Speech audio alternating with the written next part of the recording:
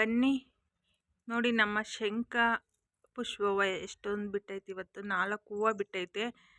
ಈ ಹೂವು ಸಿಕ್ಕಿರೆ ಯಾರು ಮಿಸ್ ಮಾಡಬೇಡ್ರಿ. ಇದು ಆರೋಗ್ಯಕ್ಕೆ ಸಂಜೀವಿನಿ ಅಂತಲೇ ಹೇಳ್ಬೋದು. ಈ ಹೂವದಲ್ಲಿ ಇರುವ ಎಷ್ಟು ನಮಗೆ ಉಪಯೋಗ ಆಗುತ್ತದೆ ಅಂದರೆ, ದೊಡ್ಡವ್ರಿಗೆ ಉಳಿದ್ರೂ ಕೊಲೆಸ್ಟ್ರಾಲ್ ಕರಗಿಸ್ತದೆ.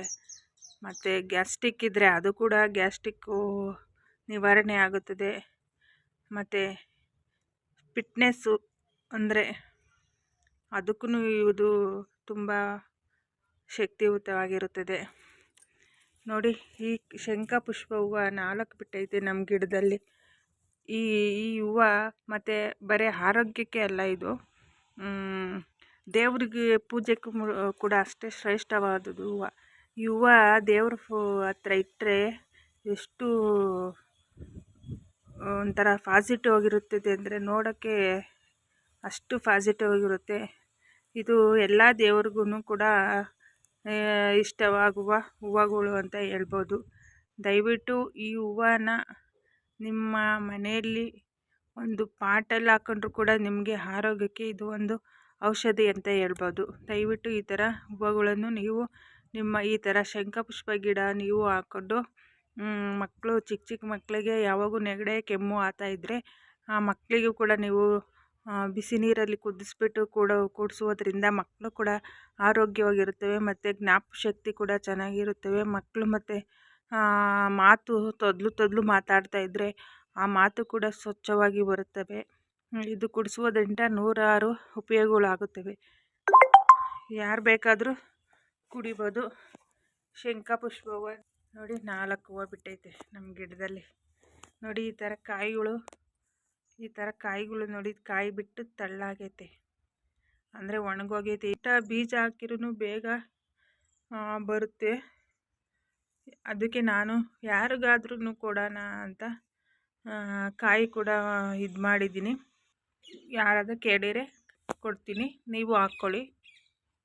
ಯಾರನ್ನ ಸುಮ್ಮನೆ ವೇಸ್ಟ್ ಮಾಡಬಾರ್ದು. ಇದು ಜನಗಳಿಗೆ ಉಪಯೋಗ ಆಗಬೇಕು ಅಷ್ಟೇ. ಇದು ಸಾಮಂತಿಗೆ ಹೂವು ಗಿಡ. ಇವಾಗ ಹೂವು ಬಿಡ್ತೈತೆ. ಎಷ್ಟು ದಿನಕ್ಕೆ ಇವಾಗ ಹೂವು ಬಿಟ್ಟೈತೆ. ಇದು ದಸರಾ ಟೈಮಲ್ಲಿ ಹಾಕಿದ ಗಿಡ ಇವಾಗ ಹೂವು ಬಿಟ್ಟೈತೆ. ಇವಾಗೆಲ್ಲ ಮಗ್ಗಾಗೈತೆ.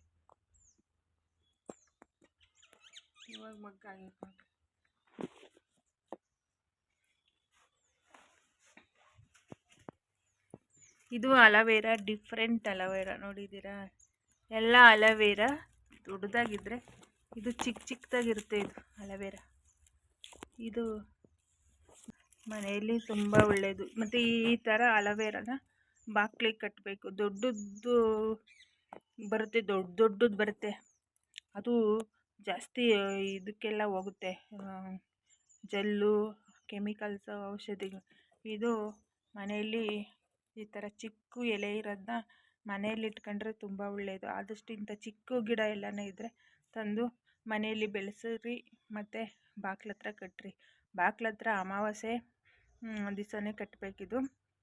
ಯಾಕೆಂದರೆ ಇದಕ್ಕೆ ಅಷ್ಟು ಶಕ್ತಿ ಇರ್ತೈತೆ. ಇದು ನೀವು ಕಟ್ಟಬೇಕು ಅಂದರೆ ಬೆಳಗ್ಗೆ ಸಂಜೆ ಟೈಮಲ್ಲೇ ಕಟ್ಟಬೇಕು. ಬೆಳಗ್ಗೆಗಿಂತ ಸಂಜೆ ಟೈಮಲ್ಲಿ ಗೋಧೂಳಿ ಸಮಯದಲ್ಲಿ ಕಟ್ಟೋದ್ರಿಂದ ತುಂಬ ಒಳ್ಳೆಯದಾಗುತ್ತೆ. ಇದು ಕಿತ್ಬಿಟ್ಟು ಮಣ್ಣು ಸಮೇತ ಕಿತ್ಕೊಂಡು ಮಣ್ಣಿಗೆ ಒಂದು ಯಾವುದು ಬಟ್ಟೆ ಮಾಡಿ ಸುತ್ತಬೇಕು. ಸುತ್ತಬಿಟ್ಟು ಒಂದು ವೈಟ್ ಬಟ್ಟೆ ತಗೊಂಡು ಅದನ್ನು ಯಾವ್ದು ಬಟ್ಟೆ ಮಾಡಿ ಚಿಕ್ಕದಾಗಿ ಮಾಡಿ ದೊಡ್ಡದಾಗೂ ಸುತ್ತಬಾರ್ದು. ಸುಮ್ಮನೆ ಆ ಬೇರು ಎಲ್ಲ ಈಚೆ ಕಾಣ್ದಂಗೆ ಸುತ್ತಬೇಕು. ಮತ್ತು ಗಿಡನ ಸ್ವಲ್ಪ ನೀರಲ್ಲಿ ವಾಶ್ ಮಾಡಿಬಿಟ್ಟು ಅದಕ್ಕೆ ದೇವ್ರ ಮನೆಯಲ್ಲಿ ಅರಿಶಿನ ಕುಂಕುಮ ಒಂದು ನೆಲದ ಮೇಲೆ ಇಡಬೇಡ್ರಿ. ಇದನ್ನು ಡೈರೆಕ್ಟಿ ನೆಲದ ಮೇಲೆ ಇಡೋಕ್ಕೆ ಹೋಗ್ಬೇಡ್ರಿ. ಒಂದು ಬಟ್ಟೆ ಒಂದು ಮಣೆ ಹಾಕಿ ಅದ್ರ ಮೇಲೆ ಒಂದು ಬಟ್ಟೆ ಹಾಕಿ ಅದು ಇಡ್ರಿ. ಇಲ್ಲಾಂದರೆ ಒಂದು ತಾಮ್ರದ ತಟ್ಟೆಯಲ್ಲಿ ಅದು ಇಟ್ಟು ಅದಕ್ಕೆ ಅರಿಶಿನ ಕುಂಕುಮ ಇಕ್ಕಿ ಪೂಜೆ ಮಾಡಿ ಗಂಧದ ಕಡ್ಡಿಯಲ್ಲಿ ಅದಕ್ಕೆ ಬೆಳಗಿ ಮತ್ತು ಮಂಗಳಾರತಿ ಅಂದರೆ ತುಪ್ಪದ ದೀಪ ಆಗಲಿ ಕರ್ಪೂರದ ದೀಪದ ಆರತಿ ಮಾಡಿ ಮತ್ತು ಧೂಪ ಎಲ್ಲ ತೋರಿಸಿ ಇದಕ್ಕೆ ಪೂಜೆ ಎಲ್ಲ ದೇವ್ರ ಮನೆ ಪೂಜೆ ಎಲ್ಲ ಆದಮೇಲೆ ದೇವ್ರ ಹತ್ರ ಸ್ವಲ್ಪ ಹೊತ್ತಿಟ್ಟು ಪೂಜೆ ಮಾಡಿ ಎಲ್ಲ ದೇವರು ಆಶೀರ್ವಾದನೂ ಇದಕ್ಕೆ ಸೇರಿಕೊಳ್ಳುತ್ತೆ. ಮತ್ತು ಇದನ್ನು ಗೋಧೂಳಿ ಸಮಯದಲ್ಲಿ ತಂದುಬಿಟ್ಟು ಬಾಗಿಲಲ್ಲಿ ಕಟ್ಟಬೇಕು. ಇದು ಬುಡ ಮೇಲಕ್ಕೆ ಹೋಗ್ಬೇಕು, ಕೆಳಗಡೆ ಈ ಎಲೆಗಳೆಲ್ಲ ಕೆಳಗಡೆ ಬರಬೇಕು. ಸೊಟ್ಟ ಕಟ್ಟಕ್ಕೆ ಹೋಗ್ಬೇಡ್ರಿ, ಸ್ಟ್ರೈಟಾಗಿ ಕಟ್ಟಿರಿ, ತುಂಬ ಒಳ್ಳೆಯದಾಗುತ್ತೆ. ಈ ಥರ ಚಿಕ್ಕ ಗಿಡ ಕಟ್ಟೋದ್ರಿಂದ ನಿಮಗೆ ಮನೆಯಲ್ಲಿ ನೆಗೆಟಿವ್ ಎಲ್ಲ ಎಳೆದಾಕ್ಬಿಡುತ್ತೆ.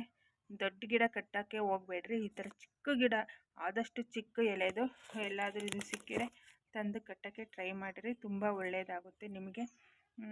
ಅಷ್ಟು ಹೇಳ್ತೀನಿ ನಾನು. ಇದು ಅಮಾವಾಸ್ಯೆಯಲ್ಲಿ ಇದಕ್ಕೆ ತುಂಬ ಶಕ್ತಿಶಾಲಿ ಗಿಡ ಅಂತ ಹೇಳ್ಬೋದು. ಮತ್ತು ದೇವಮೂಲೆಯಲ್ಲಿ ಕೂಡ ಇಟ್ಟು ಪೂಜೆ ಮಾಡೋದ್ರಿಂದ ನಕಾರಾತ್ಮಕ ಶಕ್ತಿಯನ್ನು ಎಲ್ಲ ತಗೊಂಡು ನಮಗೆ ಒಳ್ಳೇದು ಮಾಡುತ್ತೆ.